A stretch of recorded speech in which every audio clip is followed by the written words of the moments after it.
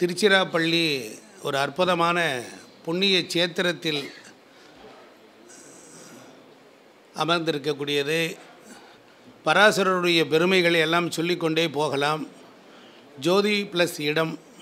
எனக்கு முன்னால் பேசிய அன்பர் மிகச்சிறந்த பண்பாளர். மேடையில் வீற்றிருக்கக்கூடிய எங்களுடைய பாசமிகு அண்ணா மூத்த மதுரை என்ஜி குமரன் ஐயா அவர்களே, என்னுடைய இளவல் ரத்தினகுமார் அவர்களே, இந்த திருச்சிராப்பள்ளி ஜோதிட ரங்கநாச்சியார் சங்கத்தை முன்னின்று வழிநடத்தி கொண்டிருக்கக்கூடிய சுக்ரீவன் ஜானகிராமன் அவர்களே, அவருக்கு உற்ற துணையாக இருந்து வயலூர் யோகி ரமேஷ் ஐயா அவர்களே, மற்றும் இந்த அங்கத்தினுடைய செயல் உறுப்பினர்களே, தொடர்ந்து இப்புண்ணிய செயல் நடைபெறுவதற்கு ஆமாம் என்னுடைய பாசமிகு நண்பர் பாபு காண பாபு அவர்களே, அஸ்டோ பாபு அவர்களே, இங்கே வருகை தந்திருக்கக்கூடிய இந்த மேடைக்கு, இந்த மீட்டிங் எங்கெல்லாம் நடக்குதோ அங்கெல்லாம் ஒரு ரெகுலராக வருகை தரக்கூடிய சர்டைன் பீப்புள் இருக்காங்க. அவர்களை எல்லாரையும் நான் எங்களுடைய ரங்கநாச்சியார் ஜோதிட சங்கத்தின் சார்பாக மனம் மெய் மொழிகளால் வணங்கி வழிபடுகின்றேன், வரவேற்கின்றேன். நீங்கள் எல்லாரும் நீடித்த ஆயுளும் நிலைத்த செல்வம் பெற்று பல்லாண்டு வாழ வாழ்த்துக்கிறேன். அன்பர் பெருமக்களே, ஜோதிடத்தில் எவ்வளவோ விஷயம் இருக்குது. இப்பொழுது ஜோதிடத்தில் விருட்ச சாஸ்திரம் அப்படின்னு ஒன்று இருக்குது. அது மிகப்பெரிய பெருங்கடல். அந்த ஜோதிடத்தில் இருக்கக்கூடிய விருட்ச சாஸ்திரம் அது மறைக்கப்பட்டிருக்கிறது. அதை தொட்டு தட்டி எழுப்பி மரங்கள் எப்படி மனிதர்களுக்கு பேருதவியாக இருக்கிறது என்கிற சிற்றுரையும், ஜோதிடத்தில் நாம் அதை எப்படி பயன்படுத்தி கொண்டு வாழ்க்கையில் வெற்றி பெறலாம் என்பதையும் இந்த மீட்டிங்கில் நான் சொல்லலான்னு இருக்கேன். ஜோதிடர்கள் முதல் சாமானியர்கள் வரை, பாமரர்கள் வரை அனைவரும் இதில் கேட்டு உணர்ந்து குறித்து வைத்து கொண்டு அவர்கள் இதை வாழ்க்கையில் பயன்படுத்தினால் கண்டிப்பாக வெற்றி நிச்சயம். நவகோள்கள் மகிழ்ந்து நன்மை அளித்திடும் அப்படிங்கிறதான் இந்த தலைப்பு. இந்த பூமி பிறக்குது, கடகத்தில் பூமி பிறக்குது, கடகராசியில் தான் பூமி தோன்றியது. 84 லட்சம் யோனி பதங்கள், ஒவ்வொரு வரியும் ஹார்ட்வேர்ஸ். ஆனால் அப்புறம் பேசலாம். 84 லட்சம் யோனி பேதங்களுடன் உயிர்கள் பிறக்குது. இந்த உயிர்கள் வாழ்வதற்கு ஏற்ற ஜங்கம எங்கம வாழ்க்கை முறைகளை சிருஷ்டி, ஸ்திதி, சம்ஹாரம், துரோபாவம், அனுக்கிரகம் என்கிற பஞ்ச கிருத்தியங்களை எம்பெருமான் இறைவன் ஈசன் செய்கின்றார். பிரஜைகளை உற்பத்தி செய்வதற்கு பிரஜாபதிகளும், இப்படி எத்தனையோ சிஸ்டமேட்டிக்கெல்லாம் இருந்தாலும் இந்த பூமியில் இறைவன் எல்லாவற்றையும் ரொம்ப பெர்ஃபெக்ஷனாக படைச்சிட்டார். உண்ணுதல், உடுத்துதல், உறங்குதல், தன்னை போல் பிள்ளையை பேணுதல் என்கிற வகையில் மனித குலத்திற்கு இந்த உலகத்தை படைத்து இறைவன் முதலில் பித்திருக்களை படைத்துவிட்டு பிறகு தேவர்களை படைக்கின்றார். இந்த 33 கோடி தேவர்களும் மனிதன் வாழ்வதற்கு ஏற்ற இயற்கை முறையில் அவர்கள் எல்லாவற்றையும் இன்ஸ்டாலேஷன் பண்ணுகிறார்கள். தொடர்ந்து ஒரு பிராணிக் ஜென்ரேட்டர் உற்பத்தி ஆக வேண்டும். தொடர்ந்து நவக்கிரகங்களில் எல்லாம் பேலன்ஸ் செய்ய வேண்டும். சூரியனுடைய அளவுக்கு அதிகமான கதிர்கள் பூமியை தாக்குகின்ற பொழுது அதற்கு கரிநாள், அதற்கு தீட்சண்யம், அதற்கு தனிய நாள், அது விஷம் நாள் என்றெல்லாம் பிரித்து கொடுத்தார்கள். இப்படி அளவுக்கு மீறிய, அளவு கடந்து வரம்பு கடந்து மீறி வருகின்ற வான்வழி ஆற்றல்களை எல்லாம் தடுத்து நிறுத்தி வகைப்படுத்தி முறைப்படுத்தி நெறிப்படுத்துகின்ற பணியை விருட்சங்கள் செய்கின்றன. ஜோர ஒரு கைதட்டுங்க. உண்ணும் உணவு உடுத்தும் உடை தங்கை இருப்பிடம் மரங்கள் தான். உண்ணும் உணவு உடுத்தும் உடை தங்கை இருப்பிடம் மரங்கள் இல்லை என்றால், இந்த பூமி இல்லை என்றால் நீங்கள் எதுவும் பண்ண முடியாது. போட்டிருக்கிற துணி, சாப்பிட்ற விதவிதமான உணவு இவைகள் யாவும் எண்ணற்ற நட்சத்திரங்கள், எண்ணற்ற அநேக கோடி நட்சத்திரங்கள் இருக்கிறது. ஆனால் எந்த நட்சத்திரங்கள் மட்டும் நமக்கு பயன்பட்டன என்பதை மட்டும் ரிஷிகள் நமக்கு தர கிடைக்கவில்லை என்றால் முடியாது. 9 கோள்கள் இல்லை, ஆயிரக்கணக்கான கோள்கள் இருக்கிறது.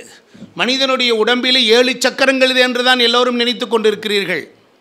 ஆனால் மனிதனுடைய கைகளில் தொடு உணர்வில் எடுத்துக்கொண்டால் ஒவ்வொரு விரல்களிலும் நூற்றுக்கணக்கான சக்கரங்கள் இருக்கிறது. நீங்கள் ரிக், யஜூர், சாமம், அதர்வனம் என்று 4 வேதங்கள் தான் நீங்கள் நினைத்து கொண்டிருக்கிறீர்கள். ஆனால் லவண வேதம் என்று சொல்லக்கூடிய கடல்கள்லாம் எங்கு இருக்கிறதோ, கடலிலே இருக்கக்கூடிய உப்புக்கள், அதுதான் பார்க்கடல், அதுதான் அமிர்தம். அந்த அலைகள் வேதங்களை ஓதிக்கொண்டிருக்கின்றன. அவைகள் பலவாறாக பிரிந்திருக்கிறது. 64 பிரதான வேதங்கள் இருக்கிறது, எல்லாம் கடற்கரையிலே இருக்கிறது. அதனால தான் இறைவன் 64 மூர்த்தங்கள் கொண்டு ஆடுகின்றார். தில்லையில் கூத்தன், தென்பாண்டி நாட்டன் என்றெல்லாம் வர்ணிக்கப்படுகிறது. அப்போ மரங்களிலே 9 வகையான மரங்களை கொண்டு வருகிறார்கள். 7 கிரகங்கள் தான் இருந்தது. அண்மையில் தான் 2 கிரகங்களை சேர்த்திருக்கிறார்கள் என்றெல்லாம் நாம் சொல்லுகின்றோம். என் அருமைக்குரியர்களே, பாசமிகு நண்பர்களே, இந்த வீடியோவை எவரெல்லாம் பார்த்தாலும் உங்கள் ஒரு துளி வினாடி கூட வீணாகி விடாது. நான் கற்று தேர்ந்து தெரிந்த குருமாரிடத்திலிருந்து கற்றுக்கொண்ட விஷயங்களை இந்த இடத்திலே திருச்சிராப்பள்ளியிலே காவிரி நதிக்கரையில் வடித்து வைக்கின்றேன். காரணம் என்ன என்றால், நாடியிலே நான் தாயுமான சுவாமிகளுடைய சீடனாக இருந்திருக்கிறேன். அதனால தான் விட்டகுறை தொட்டகுறை என்னை கொண்டு வந்து இங்கே சிராப்பள்ளியில் கொண்டு வந்து நிறுத்தியிருக்கிறது. இந்த திருச்சிராப்பள்ளியிலேயே ஒரு மனிதனை உய்விக்கக்கூடிய பேராற்றல் உண்டு. உலகத்தினுடைய எத்தனையோ புண்ணிய ஸ்தலங்கள் இருந்தாலும் திருச்சிராப்பள்ளியை சுற்றிலும் இருக்கக்கூடிய ஸ்தலங்கள் ஒரு 12 பாவம், 9 நவக்கிரகங்கள், 27 நட்சத்திரங்கள், ஏன் மாந்திக்கு கூட இந்த இடத்திலே பரிகாரம் இருக்கிறது. அவ்வளவு சிறந்தது. அதை இன்னொரு சப்ஜெக்டாக சொல்லுவோம். ஆக இந்த சூரியன் முதல் நம்முடைய வராக விகிரர் என்கின்ற ஜோதிட மாமேதையினுடைய காலத்தில் அவருக்கு பிறகு இந்த 2 கிரகங்களை சேர்த்திருக்கிறார்கள். அந்த 2 கிரகங்கள் மாய கிரகங்கள், வலைகள், அது வெட்டும், ஒரு சக்தியை வெட்டும்.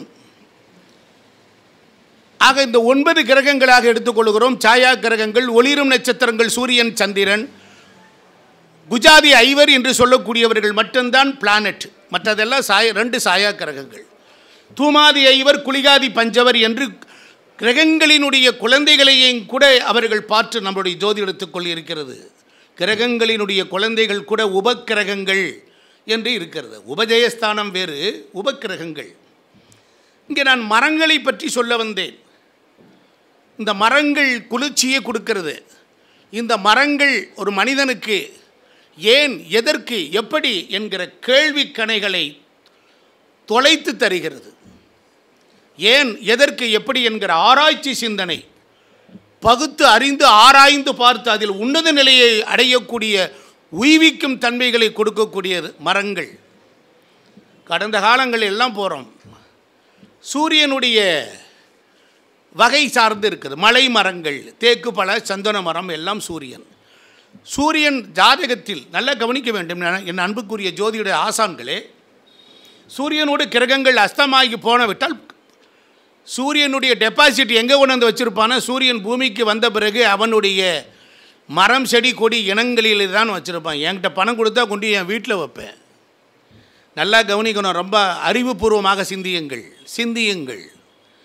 என் அக்கௌண்ட்டில் கொண்டு போய் தான் என் பணம் கொடுப்பேன். என் பணத்தை கொண்டு வைப்பேன், இல்லை என் வீட்டில் வைப்பேன், லாக்கரில் வைப்பேன். என் உழைப்பு, என் அறிவு, என் செயல், சொல் செயல், எண்ணம், சொல் செயல் எல்லாம் என்னிடத்தில் இந்த உற்பத்தி ஆனவை எல்லாம் எனக்குன்னு ஒரு டெபாசிட் இருக்கும். அதுக்குள்ளே தான் போவேன். அது மாதிரி சூரியனுடைய டெபாசிட் எல்லாம் விருட்சங்கள் தான். அவனுடைய காரகத்துவங்கள் அநேக கோடி இருந்தாலும் அவனுடைய இருப்பு, அவனுடைய பேராற்றல் எங்கே வைத்திருப்பார் என்றால் விருட்சங்களை தான் வச்சுருப்பான். அதனால் தேக்கு, பலா, சந்தன மரம், இந்த 3 மரங்கள் சூரிய திசை, சூரியனுடன் சேர்ந்து அஸ்தங்கமான, சூரியனோட ஒரு கிரகம் அஸ்தங்கம் ஆயிடுச்சுன்னா சூரியன் தான் கொடுக்கணும். அது நீச்ச சூரியனாக இருந்தாலும் சரி, உச்ச சூரியனாக இருந்தாலும், சாதாரண வீடுகளில் பகை பெற்றிருந்தாலும் சூரியன் தான்.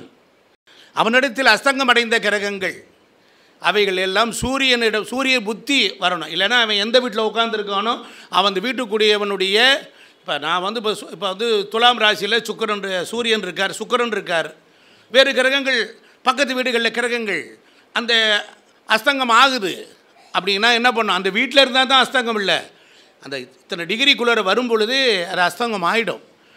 அந்த கிரகங்களுடைய தசாபுத்தி காலத்தில் சூரியனை பிடித்தால் வேலை நடக்கும். மந்திரத்திற்கு ஆதித்ய ஹிருதயம் பாராயணம் செய்ய வேண்டும். காலையில் சூரிய உதயத்தில் எழுந்து ஆராய்ச்சி பண்ண வேண்டும். அதே போல் சூரியனுக்குரிய மரங்களை நாம் நட்டு வளர்த்து வாலிபம் செய்ய வேண்டும்.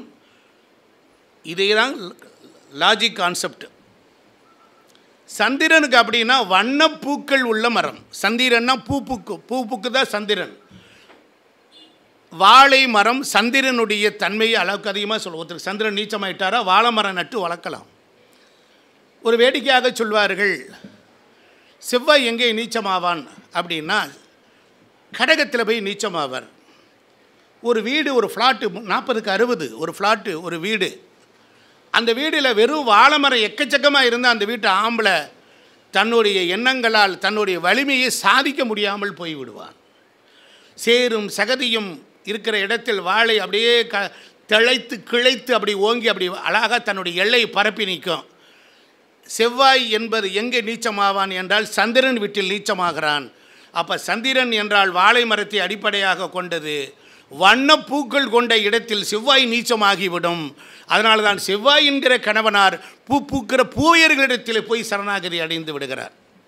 அதனால் இந்த மாதிரி வாழை மரம் அதிகமாக இருக்கிற வீட்டில் போய் பாருங்கள், அந்த வீட்டு ஆம்பளைக்கு கொஞ்சம் பவர் கம்மியாக தான் இருக்கும். நான் சொல்கிறது ப்ராக்டிக்கலாக இருக்கும். இதெல்லாம் லாஜிக்கு. அதே மாதிரி செவ்வாய் என்பது முள் உள்ள மரம். முள் உள்ள மரங்களை வீட்டில் வளர்க்கக்கூடாது என்பார்கள். ஒரு வீட்டில் போய் கடகத்தில் செவ்வாய் நீச்சம்தான் ஆக வேண்டும். அந்த வீட்டில் ஆணுக்கு புஜபல பராக்கிரமங்கள் இருக்கக்கூடாது. மனைவி, மக்கள், குடும்பம், வயதான தாய் தந்தையர்களிடத்தில் அன்பை கொடுப்பதற்காக அங்கே வீரம் மடிந்து அங்கே அவன் எல்லாரிடத்திலும் பொறுப்புணர்ச்சி மிக்க ஒரு ஆண்மகனாக இருக்க வேண்டுமானால் அப்போ கடகத்தில் என்னாகும்? செவ்வாய் அங்கே நீச்சமானார். அதனால் கிரகங்கள் நீச்சம் உச்சம் அப்படிங்கிறத எல்லாம் அதற்குள் மறைந்திருக்கக்கூடிய மூளை இருள் வெளிச்சமும் உருளும் இருக்குது. வாழ்க்கைக்குள்ளே அப்படி வச்சிருக்கிறார். வேறு மாதிரி போயிடுவேன், சப்ஜெக்ட் விட்டு போகக்கூடாதுன்னு முடிவு பண்ணிட்டேன். செவ்வாய்க்கு முள் உள்ள மரம் அந்த பைனாப்பிள், அது வச்சுக்கலாம். பைனாப்பிள் ரொம்ப அந்த அந்த அந்த பழங்கள், அந்த அந்த பூக்கள் அதெல்லாம் அனுபவிக்கலாம். பைனாப்பிள் என்பது துலாம் ராசியை குறிக்கக்கூடியது. பைனாப்பிள் இருக்குது. நீங்கள் ஒரு அதில் இருக்கக்கூடிய நட்சத்திரத்தை நீங்கள் எடுத்துக்கோங்க. சித்திரை, சுவாதி, விசாகம். சுவாதினா ராகு. அந்த பைனாப்பிள் இருக்குது. சித்திரை நட்சத்திரங்கிறது எப்படி இருக்கும்னா தேனீக்கள் மாதிரி இருக்கும். தேன் ஆடை இருக்குது பாருங்கள், தேன் ஆடை. அது பார்த்திங்கன்னா அப்படி பல்லாக இருக்கும். அந்த பைனாப்பிள் எடுத்துக்கிட்டிங்கன்னா அப்படி தான் இருக்கும், தேன் ஆடை மாதிரியே இருக்கும். அது இனிப்பாக தித்திப்பாக இருக்கும். பைனாப்பிள் டேஸ்ட்டாக இருக்கும். சுவாதி என்பது அதன் மேலே இருக்கக்கூடிய இலைகள். நல்லா கவனிச்சுக்கணும். சித்திரை, சுவாதி, விசாகம். குருன்னா ஒரு இனிப்பு இருக்கும். கவனிச்சிருக்கீங்களா?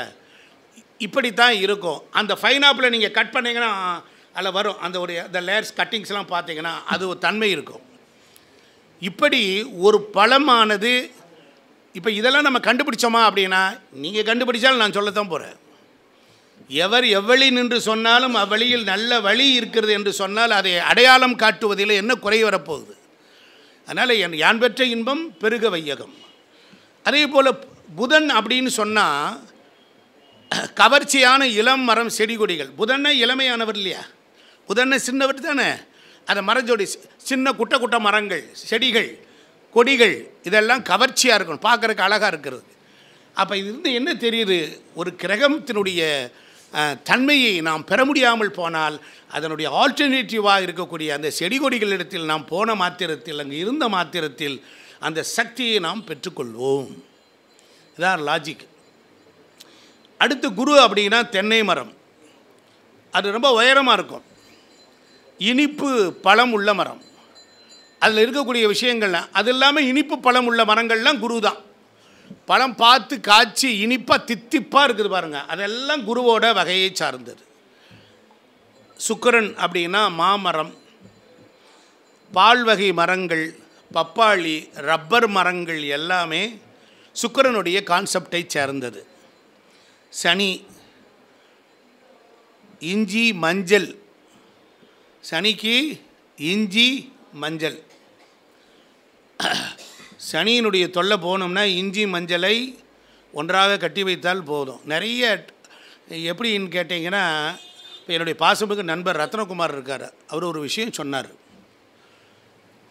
சமீபத்தில் ட்ரெண்டிங்கில் மில்லியன்ஸ் கணக்கில் ஓடிக்கிட்டு இருக்கு என்னுடைய தேங்காய் மேட்டர். மில்லியன் கணக்கில் ஓடுது, தமிழ்நாட்டில் ட்ரெண்டிங்கில் போய்கிட்டு இருக்கு. ஆனால் நாங்கள் மண்டை முடியெல்லாம் கொட்டிருச்சு. ஆமாம், வழுக்குப்பாறை பிள்ளையார், உச்சி பிள்ளையாருக்கு பக்கத்தில் வழுக்குப்பாறை தெருன்னு ஒன்று இருக்குது. அப்போ சனிக்கு இஞ்சி மஞ்சளும் சேர்ந்தால் வரும். இப்போ இதை நீங்கள் கண்டென்ட்டை எழுதி வச்சுக்கோங்க. அது ஹவு டு எப்படி யூஸ் பண்ணுறது, பிளானட்டை எப்படி கன்சோல் பண்ணுறது.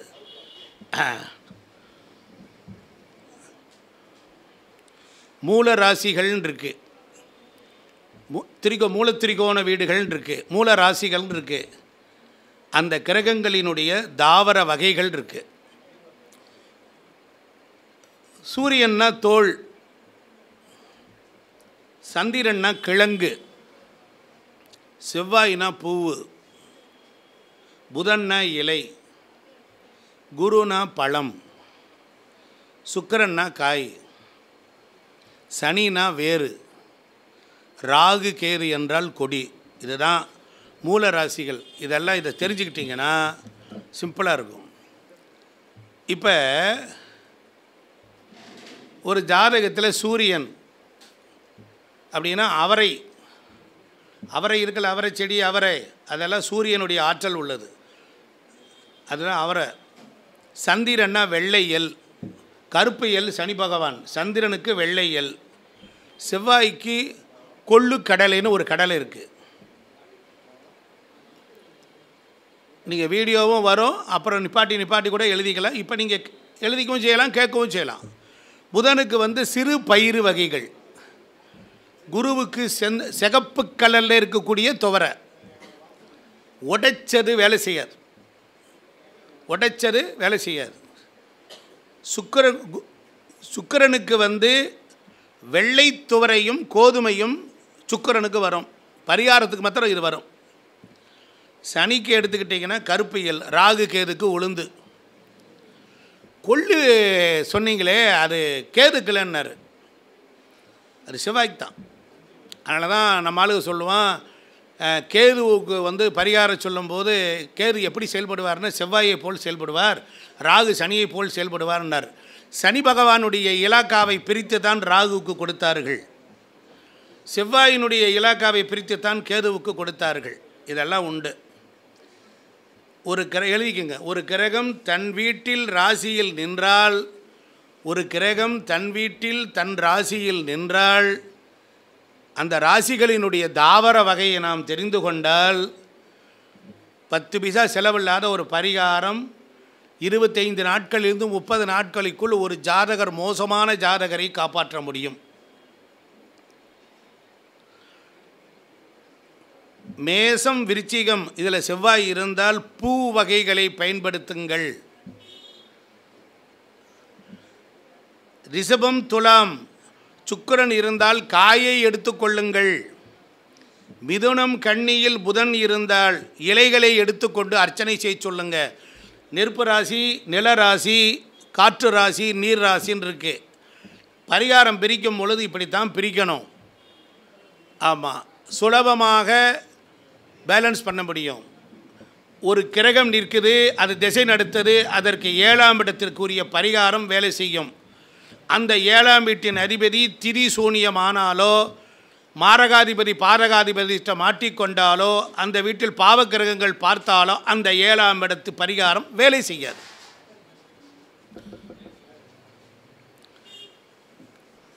கடகத்துக்கு எடுத்துக்கிட்டிங்கன்னா கிழங்கு வகைகள் வேலை செய்யும். சிம்மத்துக்கு எடுத்துக்கிட்டிங்கன்னா தோல் வகைகள் வேலை செய்யும். தனுசுக்கும் மீனமும் பழம் எடுத்து பரிகாரம் செய்யணும். மகரம் கும்பத்துக்கு வேறு. சனி திசை நடக்குதா? பூமிக்கடியில் உள்ளதெல்லாம் சனி, பூமிக்கு அடியில் உள்ளதெல்லாம் சனி.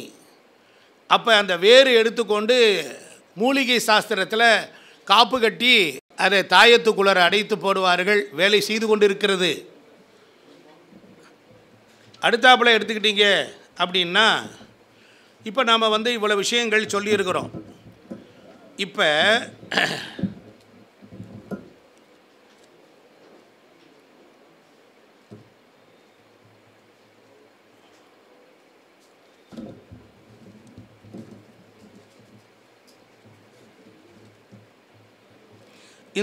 இந்த ஒரு சப்ஜெக்ட் சொல்லியிருக்கேன். இதுக்கு ஒரு வரி சொல்லி முடிச்சிடுறேன். மனிதனுக்கு கர்மா இருக்குது, விருட்சங்களுக்கு கர்மா கிடையாது. மனிதன் இயலாமையில் உள்ளவன், மனிதனுக்கு இயலாமை உண்டு. விருட்சங்களுக்கும் கடவுள்களுக்கும் இயல்பு தன்மை உண்டு, கர்மா கிடையாது. சித்தர்கள், மகான்கள், யோகிகள், ஞானிகள், அருளாளர்களுக்கு கர்மா உண்டு. அவன் கர்மாவை ஒரே பிறவியில் போக்குவதற்குரிய சூப்பர் நாலேஜ், சூப்பர் நோவா பவரை எப்படி கண்டக்ட் பண்ணணுங்கிற மெத்தாலஜிக்கல் அப்ரோச்சஸை அவன் தெரிஞ்சு வச்சுருப்பான். அதனால் நமக்கு பிறந்த உடனே நம்ம கர்மா உண்டு. தாயின் கர்மா உண்டு, தந்தையின் கர்மா உண்டு, 21 தலைமுறை கர்மா உண்டு. அதெல்லாம் நாம் பேலன்ஸ் பண்ணத்தான் வந்திருக்கிறோம். இப்போ மரங்கள் ஒரே வினாடியில் ஆகாயத்தோடு தொடர்பு கொள்ளக்கூடியது.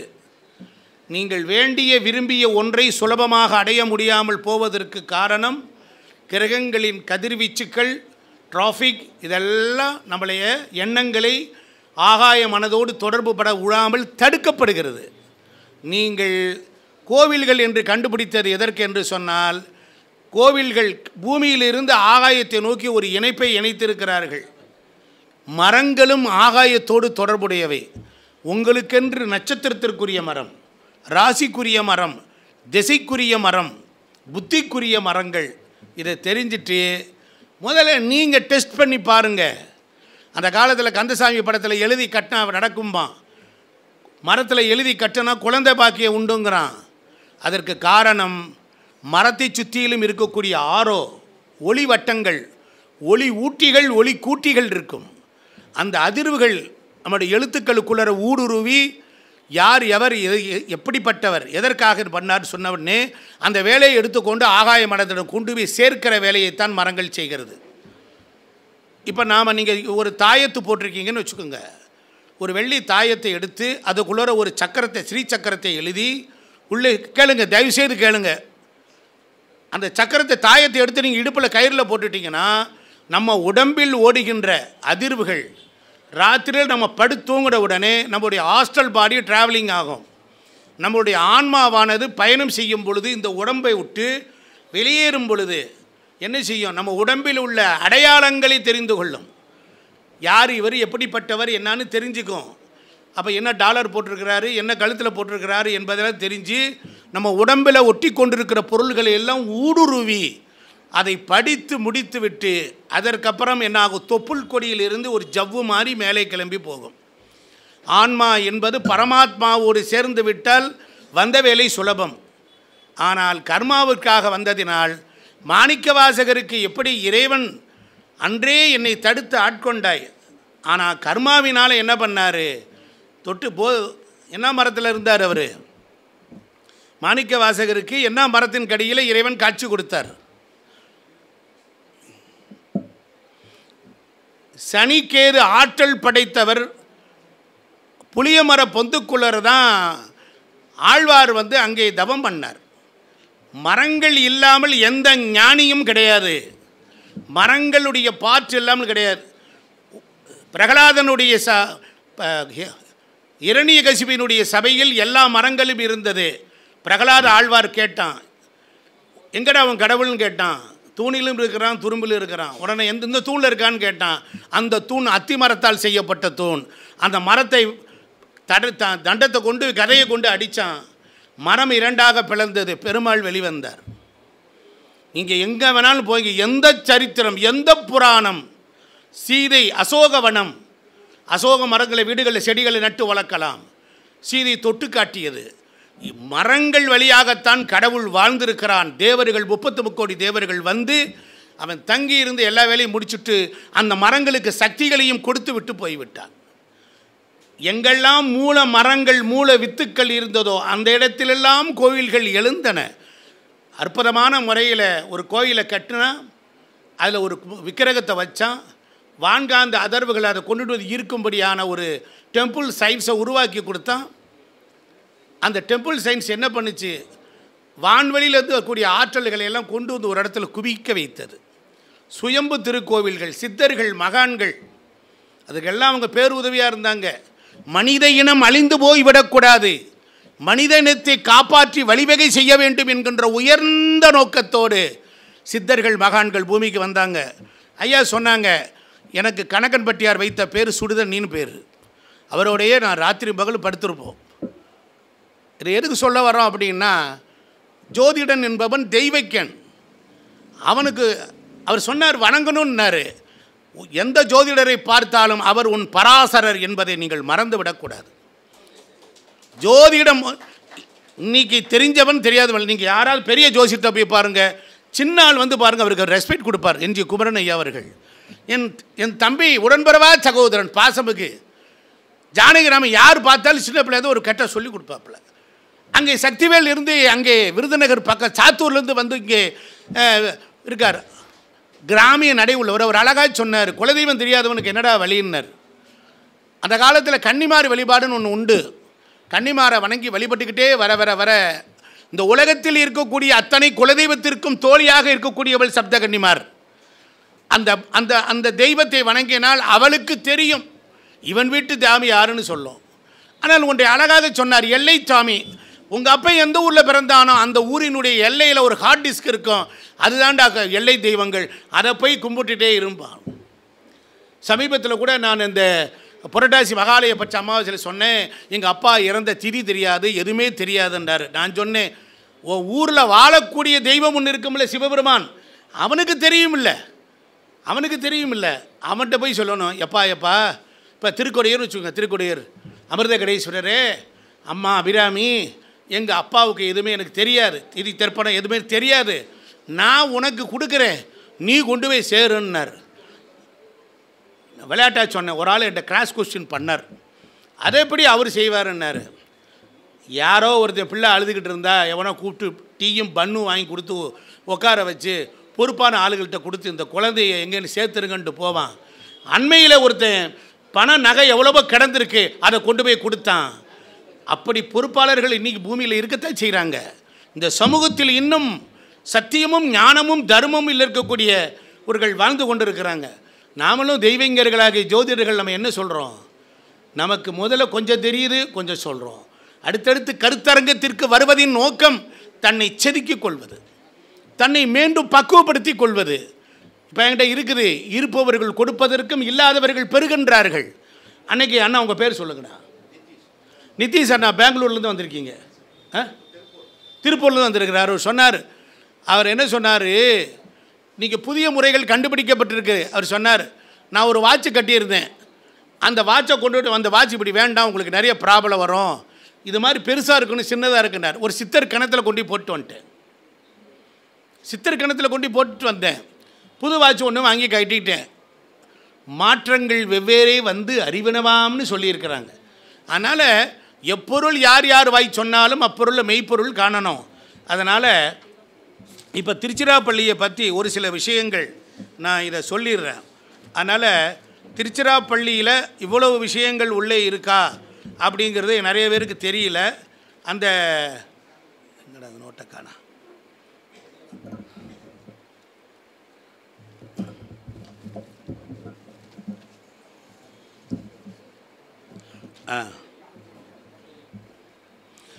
வாழ்க்கையில் உயரத்திற்கு வர வேண்டுமானால் உச்சி பிள்ளையார் கோவில் இன்றைக்கும் சாதிக்கிறது. திருச்சியில் எழுதிக்கோங்க, திருச்சின்னு டைட்டில் போட்டுக்கோங்க.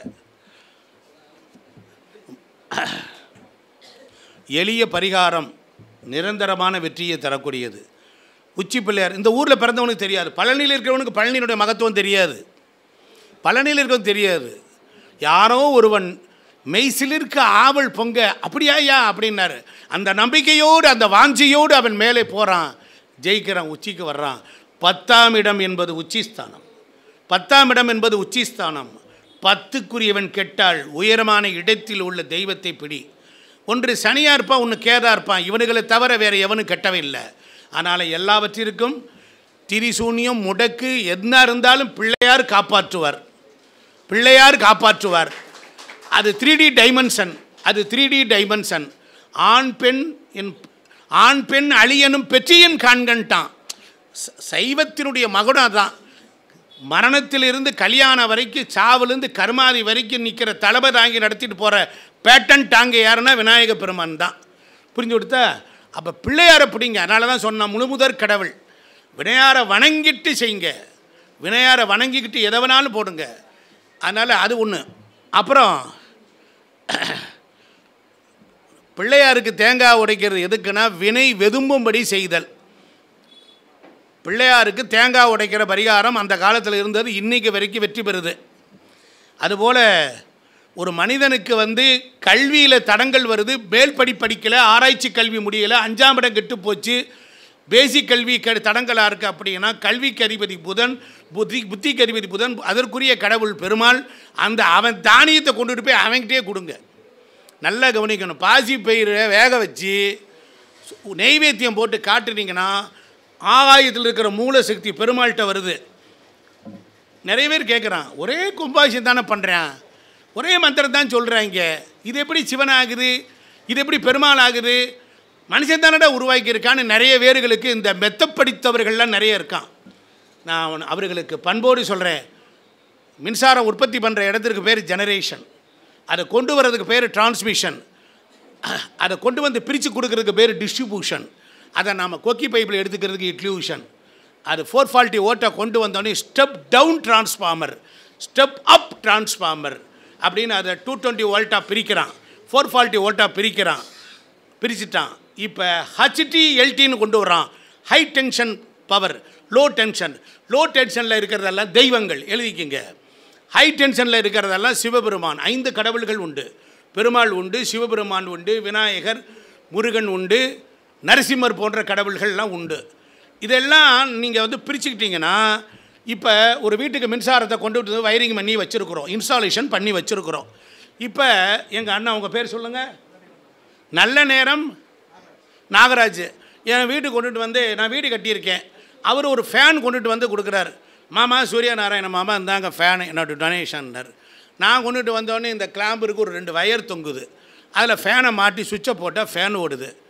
அவர் திருச்சிக்கார நண்பர் ரமேஷ், என் தங்கச்சி வீட்டுக்காரர், அவர் என்ன பண்ணார், மாமா இந்தாங்க ஒரு ஏசி வாங்கியிருக்கேன்னார், அங்கே வயரிங் பண்ணியிருக்கேன், அதை மாட்டி கனெக்ஷன் கொடுத்தா ஏசியாக வேலை செய்யுது.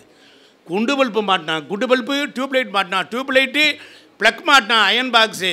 ஆனால் ஃபேஸ் நியூட்ரல் 2 தான், ஒன்று ப்ளஸ்ஸு ஒன்று மைனஸ்ஸு. இது உபகரணங்களோடு இணைகின்ற பொழுது தத்தம் தகுதியாக மாறுது. விநாயகருக்கு எந்திரத்தை வச்சு அதன் மேலே பிராண பிரதிஷ்டை பண்ணி அந்த சிலையை வச்சா விநாயகராக வேலை செய்வார். முருகனை பிரதிஷ்டை பண்ணி வச்சா வேலை செய்வார். கரண்ட்டு ஒன்று தான், ஒரே சாரம் தான். அதில் எத்தனை லெமன் சாரம் என்னென்னா உருவாக்கலாம்ல, இதுதான் உண்மை. அதனால் இப்போ விநாயகர் குலதெய்வ ஆசீர்வாதம் கிடைக்கணும்னா விநாயகர் கோவில் அந்த காலத்தில் சொல்லியிருக்கிறான். கோதுமை மாவில் கோதுமை பண்டத்தை வச்சு படைச்சி தீபம் போட்டால் குலதெய்வம் எவன் ரூபத்திலேயாவது வந்து உணர்த்தும், செவிவெளியில் காட்டும். அதே போல் நீங்கள் குலதெய்வ தோஷம் போகணும் அப்படின்னா பொருளாதார நல்லெண்ணெய் தீபம் தான். வேறு நெய் தீபம்லாம் இப்போ ப்ராடு. நல்லெண்ணெய் தீபம் பஞ்சு திரி போட்டு நீங்கள் விளக்கேற்றினால் அது கண்டிப்பாக நன்மை தரும். அதே போல் நமக்கு பித்ருஷாபம்னு சொல்கிறார். ஒரு ஜானகிராமன் ஒருத்தருக்கு பரிகாரம் சொல்லிக்கிட்டு இருந்தார், அதை நான் காதில் வாங்கினேன். சிவாலயத்தில் போனீங்கன்னா உன் பித்ருதாபம் நீங்கும். சிவாலயம் நான் சொன்னது இன்றைக்கி நேற்றுக்கு நம்ம தெருவில் உருவாக்குறதுலாம் கிடையாது. பாடல் பெற்ற ஸ்தலம். அந்த பாடல் பெற்ற ஸ்தலத்தில் கொடிமரத்தோடு வச்சுருப்பாங்க. அங்கே வாசப்படியில் ராஜகோபுரத்தினுடைய வாசல் இருக்குது பாருங்கள், அந்த இடத்துல ஒரு பலிபீடம் மாதிரி செட் பண்ணியிருப்பான். அங்கே தான் சாயங்காலம் நரசிம்மர் நிற்பார். எல்லா கோவில்லையும் நரசிம்மர் இருப்பார். எல்லா புராணங்களில் 12 புராணங்களிலும் 10 அவதாரங்களிலும் நரசிம்மர் வருகிறார். அதனால் கோவிலில் நரசிம்ம வழிபாடு அங்கே செய்யலாம். அதே போல் அமாவாசை அன்று பாடல் பெற்ற ஸ்தலங்களில் சிவாலயத்தில் நல்லெண்ணெய் தீபம் ஏற்றி பித்ரு சாபம் நிவர்த்தி பண்ணலாம். அதே போல் எந்த மாதமெல்லாம் திருவாதிரை வருதோ மாத திருவாதிரை, அந்த திருவாதிரை அன்னைக்கு எந்த சிவாலயத்திலையும் போய் விளக்கேற்றி வணங்கி வழிபட்டாலும் அந்த பித்ரு சாபம் போகிறது. வருமானம் வரணும், வசதி வரணும் அப்படின்னா திருப்பதி வெங்கடாஜலபதி தான். எந்த லக்கணத்துக்காரங்க வேணாலும் போங்க, எந்த ராசியும் போங்க. நான் தான் தகப்பேன், எனக்கு 100 பிள்ளைக, நான் அடித்தா துரத்த போகிறேன். அந்த பரிகாரம் சொல்லி செஞ்சு வெற்றி பெற்றிருக்காங்க. ஜோராக கைதட்டுங்க. ஒருத்தர் என்கிட்ட கேட்டார், ஜானகிராமன் எப்படி பிரசன்னம் பார்ப்பாருன்னார். எழுதப்படாத விஷயங்கள் இதுவரையில் அச்சில் ஏறாதது. அவன் அருளாலே அவன் தாழ் வணங்கி சிந்தை மகிழ சிவபுராணன் தன்னை முந்தை வினை முழுதும் ஓய உரைப்பான் ஜானகிராமன். ஒருத்தர் வந்த உடனே சொன்னேன், இந்த இடத்துலேருந்து வந்தியா, இப்படி பண்ணிட்டு வந்தியா, இப்படி இருக்கியா, பச்சை பச்சையே சொல்லுவாப்புல. சொல்கிற ஸ்டைல் தான் டிஃப்ரெண்ட்டாக இருக்கும். ஆனால் கரெக்டு காட்டுக்கு முரட்டு மம்புட்டி, கரெக்டு காட்டுக்கு முரட்டு மம்புட்டி. நான் சொன்னேன், அப்பா அம்மாவும் மகனு 2 பேரும் இணைஞ்சிருக்கீங்க, ஏன்டா நேற்று ராத்திரி படுத்துருந்தீங்களான்னு கேட்ட உடனே ஓடியா போய் ஓடுறான்னு வெட்டி விட்டார். காரணம் என்ன என்றால் அது ஒரு இன்ட்யூஷன் பவர். அந்த இறை அழைப்பின் வேடிக்கை மனித வினோத வாழ்க்கை என்று இல்லாமல் ஒரு தவ வாழ்க்கையாக வாழக்கூடியவர். புரிஞ்சுருச்சா? அதனால் நீங்கள் சாதாரணமாக தான் நீங்கள் கடையை திறந்து ஜோதியிடம் வேலையை பார்ப்பீங்க. உங்களே அறியாமல் ஒரு சூப்பர் பவர் வந்து உங்கள்கிட்ட வந்து தங்கி இருக்கும். அதை நீங்கள் எப்படி உணர்ந்து கொள்ள போகிறீர்கள்? அதனால் இறைவன் முதல்ல உங்களை ஒரு சின்ன கடையை போட்டு கடையை திறந்து வைக்கிறான். கொஞ்சம் வெறும் கடையாக இருக்கும், 10 டூல்ஸ் தான் இருக்கும். நாளாக வேலை பார்த்த பொருள்களில் நிரம்பி கடைக்குள்ளே உட்காராம பிளாட்ஃபாரத்தில் உட்காந்து வேலை பார்க்குற எத்தனை எலக்ட்ரீஷியன் கடை இருக்குது, எத்தனை மெக்கானிக்கு கடை இருக்குது. அதுபோல் உங்களையும் அறியாமல் கர்மாக்களும் வந்து குவிந்திருக்கும். அதை மாற்ற முடியாது. ஒரே ஒரு வரி சொல்லுகிறேன் ஜோதிட சந்தங்களே. ஓம் தத் சத் அப்படிங்கிற மந்திரத்தை எழுதிக்கங்க, கடையில் எழுதி போடுங்க உங்கள் வேலை பார்க்குற இடத்துல. ஓம் தத் சத் வேதம் சொல்லுகிறது. ஒரு வேத பண்டிதன் பிறருக்கு சங்கல்பம் செய்து அவனுடைய பாப சாப வினைகளை போக்கும் பொருட்டு பூஜை எல்லாம் செய்து அவனை ஆசீர்வதித்து முடிந்தவுடனே அவன் போகும் பொழுது ஓம் ஜத் சத்துன்னு 3 சொட்டு தீர்த்தம் விட்டுட்டு போவான்.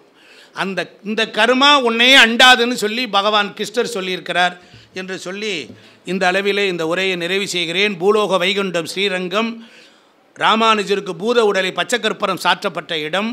திருவானைக்காவல் சென்று வர வேலை வாய்ப்பு கிடைக்கும். திருப்பட்டூர் சென்று வர தலையெழுத்து மாறும். சமயபுரம் சென்று வரும்போது மனநிலை நோய் குணமாகும். உச்சிப்பிள்ளையார் சென்று வர வாழ்வில் உச்சியை தொடலாம். என் குருநாதன் தாயுமானவரை தொடல் உடல் பலகீனத்தை சரி செய்யலாம். என் உறையூர் வெக்காளி பிள்ளி சூனியம் ஏவலை சரி செய்கிறாள். ஹரிச்சந்திர மயானம் காவேரி ஹரிச்சந்திரன் பைரவர் அஷ்டமி தேய்பிர அஷ்டமி என்னைக்கு சென்றால் அந்த என்ன மாதிரி சுடுகாடு அங்கே போய் மீட்டு தர்றார். எறும்பீசர் திருவரும்பூர் பணம் சேமிக்கிறதற்கு பயன்படுகிறது. லால்குடி சப்தரீஸ்வரர் அவர் கோவில் கேது தோஷத்தை போக்குகிறது. தொடையூரில் இருக்கக்கூடிய வீணா தட்சிணாமூர்த்தி நான் போயிருக்கிறேன். செவ்வாய் ப்ளஸ் ராகு, செவ்வாய் ப்ளஸ் கேது, விசமங்கலேஸ்வரர் திருக்கோவில், அது உங்களுடைய பாப தாபத்தை போக்குறது. குரு ராகு சாரம் வாங்கியிருந்தால் விசமங்கலேஸ்வரரை பார்க்கலாம். மிதனராசி திருச்சியை குறிக்கிறது. அதனால தான் ஜோதிடம் சிறந்து விளங்குகிறது. ஜியர்புரம் சந்திரசேகர சுவாமி ஈஸ்வரர் மனநோய் போகிறது. 12ஆம் இடம் வலுத்திருந்தால் குருபலம் சுக்கரன் பலம் ரெங்கநாதர் சிறப்பு.